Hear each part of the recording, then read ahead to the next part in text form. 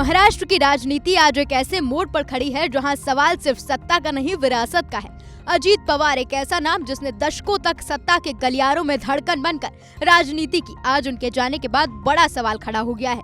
NCP की कमान अब कौन संभालेगा? क्या राजनीति की अगली धुरी उनकी पत्नी सुनेत्रा पवार बनेंगी? क्या सुनेत्रा पवार महाराष्ट्र की नई डिप्टी सीएम बनेंगी?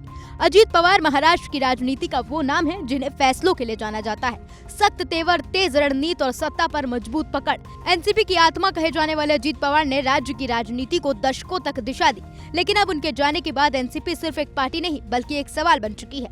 और इसी सवाल के केंद्र में है एक नाम, सुनेत्रा पवार।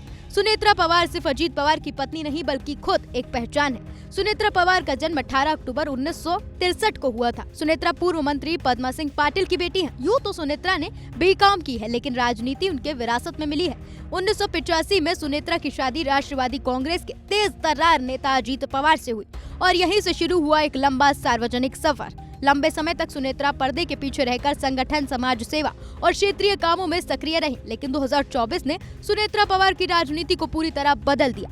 2024 लोकसभा चुनाव, बारामती सीट, एक तरफ शरद पवार की बेटी और अनुभवी सांसद सुप्रिया सुले, दूसरी तरफ एनसीपी उम्मीदवार सुनेत्रा पवार। ये कहानी तब की है जब भतीजे अजीत पवार ने चाचा शरद पवार से बगावत करके बीजेपी का दामन थाम लिया था।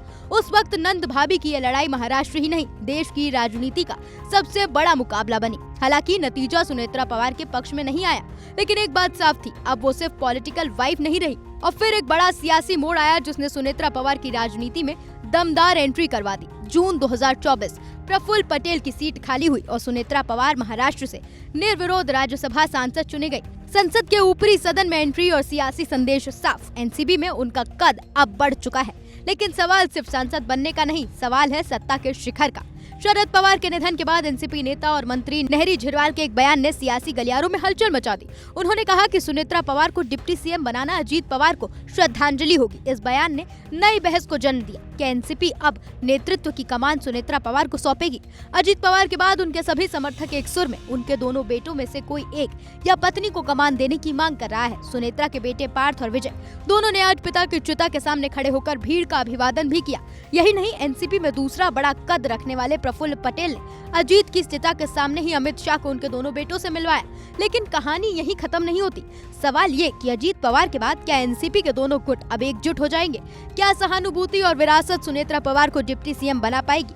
क्या एनसीपी को मिलेगा एक नया नेतृत्व? और क्या अजीत पवार की राजनीतिक छाया अब सुनेत्रा पवार के रूप में आगे बढ़ेगी? इन सवालों के जवाब आने वाले वक्त देगा, लेकिन इतना तय है, महाराष्ट्र की राजनीति एक नए अध्याय की ओर बढ़ चुकी है।